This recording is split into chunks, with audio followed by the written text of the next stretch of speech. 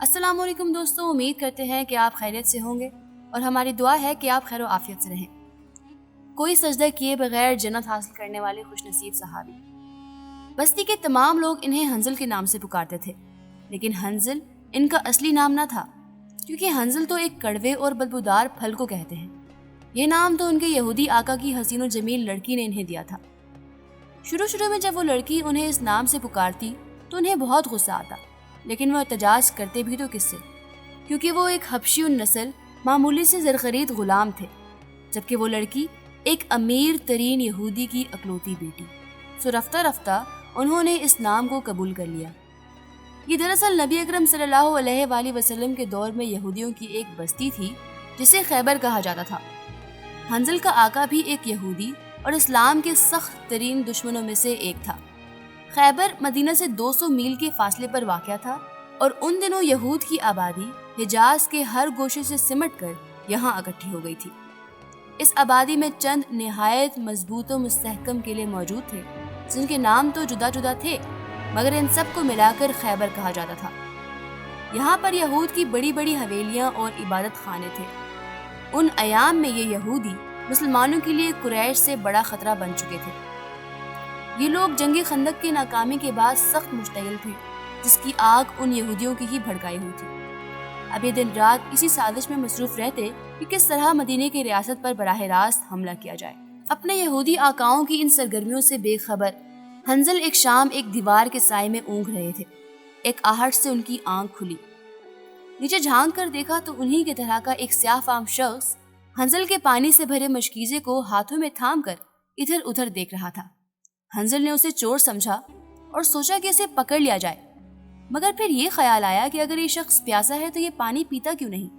وہ بار بار اپنے خشک لبوں پر زبان پھیرتا اور ادھر ادھر اس پانی کے مالک کو تلاش کرتا۔ حنظل ایک غلام ضرور تھے، لیکن ذہین بھی تھے۔ وہ سوچنے لگے کہ اس شخص کی جان لبوں پر ہے، مگر وہ کون سی طاقت ہے جو اسے پانی پینے سے روک رہی ہے۔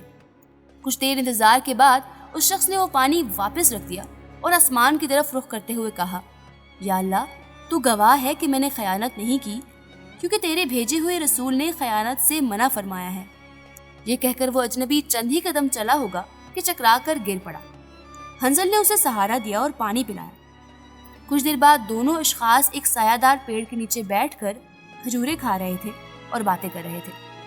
اجنبی نے بتایا کہ وہ قریش کی ایک مفرور غلام ہے جو اسلام قبول کرنے کے بعد مدینہ جانے کی غرض سے مکہ سے نکلے، مگر راستہ بھٹک کر ادھر آ گئے۔ اب حنظل نے اپنے دل میں مچلتا سوال اس اجنبی سے کر ہی ڈالا کہ وہ کون سی طاقت ہے کہ جس نے تمہیں مرتے مرتے بھی خیانت سے باز رکھا۔ اجنبی نے جواب دیا کہ وہ ہمارے آقا محمد صلی اللہ علیہ وآلہ وسلم ہیں، جن پر میں ایمان لا چکا ہوں اور انہی کی خدمت میں مدینے جا رہا ہوں۔ اس سے قبل کہ حنظل مزید کوئی سوال پوچھتے کہ دور سے ہی یہودیوں کا ایک مسلح دستہ نظر آیا اور وہ اجنبی قریب سے گزرتی ایک نہر میں کود کر وہاں سے چلے گئے، لیکن حنظل کے دل میں ایک انجانا سا تجسس چھوڑ گئے۔ وہ چاہتے تھے کہ محمد صلی اللہ علیہ وآلہ وسلم کے بارے میں کسی سے پوچھ سکے، لیکن ایک غلام ہونے کی وجہ سے انہیں یہ حق حاصل نہ تھا۔ روز سورج نکلتا اور ڈوب جاتا، لیکن حنظل کی یہ بے چینی ختم نہ ہوتی۔ انہوں نے آج تک اپنے آقاؤں سے صرف گالیاں اور جھڑکیاں ہی سنی تھی، مگر جب وہ اس اجنبی غلام کی اطاعت گزاری اور اپنے آقا سے عشق کی صورتحال دیکھتے تو ایک کشمکش میں مبتلا ہو جاتے۔ آخرکار تلاشی حق کی اس چنگاری نے اپنا کام کر دکھایا اور حنظل نے مدینہ جانے کا فیصلہ کر لیا۔ ایک دن وہ اپنے مالک کی بکریوں کو لے کر مدینہ روانہ ہوئے، دل میں نیت کی کہ وہ ان بکریوں کے ذریعے مسلمانوں کو آزمائیں گے کہ کیا واقعی وہ خیانت کے خلاف ہیں۔ اتفاق سے انہی دنوں مسلمان یہودی سازشوں کے خاتمے کے لیے خیبر فتح کرنے کے ارادے سے نکلے اور راستے میں حنظل کی ملاقات اسلامی لشکر سے ہوئی۔ انہیں اپنا وہ اجنبی دوست بھی نظر آیا۔ اجنبی نے حنظل کو دیکھتے ہی کہا کہ مجھے یقین تھا میرے دوست کہ تم ضرور آؤ گے۔